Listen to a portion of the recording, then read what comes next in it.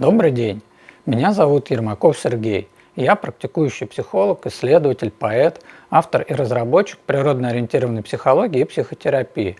И сегодня я как раз хотел бы вам подробнее рассказать о том, что такое природно-ориентированная психология и психотерапия. А начать предлагаю с определения. Итак, природно-ориентированная психология и психотерапия – это индивидуально настраиваемая немедицинская психотерапевтическая система, основанная на включении человека во взаимодействие с природой и природным пространством для исследования, коррекции и профилактики проблематик психологического спектра. Вот такое, на мой взгляд, простое и емкое определение, что самое главное, отражающее суть. Ну а мы постепенно будем двигаться дальше, и дальше нас ждет еще много интересного и важного. Из чего состоит природно-ориентированная психология и психотерапия? Она состоит из двух больших блоков: информационного, в который входят взгляд на человека как личность, получившая название «квантовый человек», и модели устройства общества, а также инструментального. Это совокупность техник, практик и процедур. Технологический инструментарий на сегодняшний день составляет 41 природно-ориентированную технику, 7 базовых вариантов природно-ориентированной психотерапевтической прогулки, природно-ориентированную работу с метафорами, основанную на работе через создание природных метафор в виде текстов и поэзии, технологию исследования и последующей синхронизации индивидуальных ритмов и циклов жизни с природными, с целью повышения личной адаптивности и эффективности каждого человека, а также практику освоения телесной спонтанности, практику освоения осознанного дыхания, практику поиска внутренних ресурсных состояний и сил, практику создания индивидуальной системы адаптации к среде. Вот такой вот расширенный и разнообразный инструментарий. Но что же отличает природно-ориентированную психологию и психотерапию главным образом?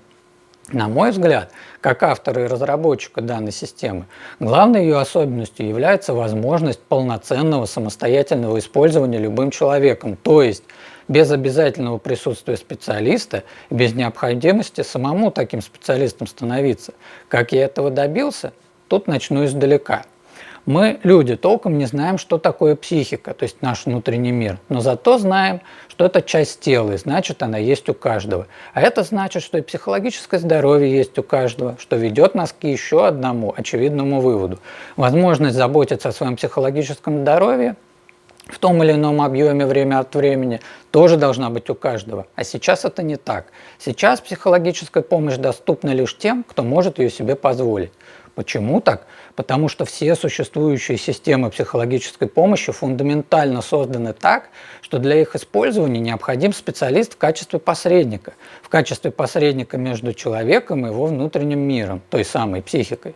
Благодаря этому посреднику человек учится получать доступ к содержанию своего внутреннего мира, взаимодействовать с ним, исследовать и корректировать. Но обратная сторона такой модели помощи состоит в том, что системы такие невозможно использовать самостоятельно. Так вот, создавая природно-ориентированную психологию и психотерапию, я изначально решил, что хочу создать по-настоящему массовый и доступный каждому инструмент.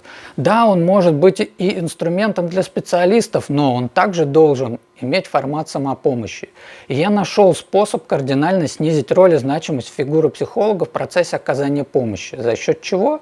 За счет того, что в качестве посредника и проводника человека в его внутренний мир является не специалист, а контакт человека с природой и природным пространством.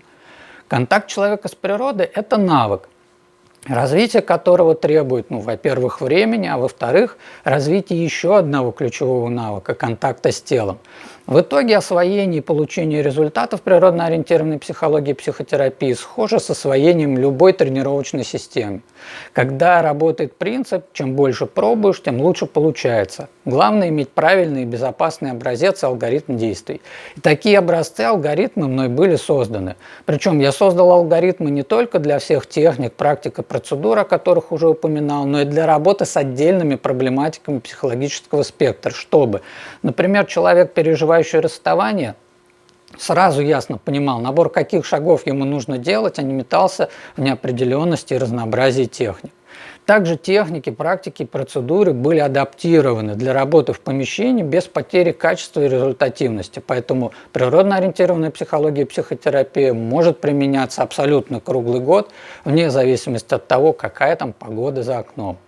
Далее отмечу важный момент. Я не просто создал систему, я провел оценку ее эффективности в 5-летнем исследовании, ссылка на которое прикреплена к видео. Смотрите, читайте, сможете лучше понять, что и как я делал. Обращу внимание вот на что. Первое. Эффективность природно-ориентированной психологии и психотерапии по итогам исследования составила 93%. К слову, уточню, что оставшиеся 7% не получили вреда, просто в 7% случаев не было отмечено получение значимых позитивных результатов. Так что данная система в 100% случаев безопасна, просто не каждому подходит. И второе, касающееся исследования. Все данные относительно эффективности я получал не через какие-то тесты, не сам придумывал, а непосредственно от участников исследования. Это они давали оценку эффективности, а не я. Это было для меня принципиально важно, поскольку я уверен, что только конечные потребители имеют право достоверно судить об эффективности и нужности того или иного продукта. Переходя уже к финальной части, скажу, что одним из выводов по итогам исследования стала идея о создании мобильного приложения. Это удобный современный формат, который бы позволил упаковать систему помощи и сделать ее действительно массово доступной.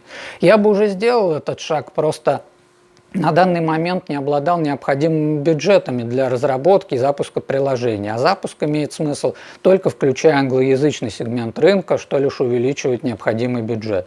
Однако эта цель остается для меня одной из приоритетных в вопросах развития и расширения природно-ориентированной психологии и психотерапии.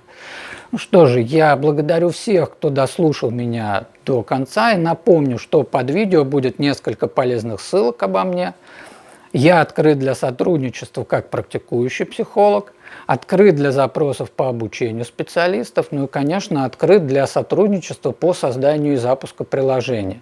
Ну а на этом я еще раз всех благодарю и желаю всего наилучшего.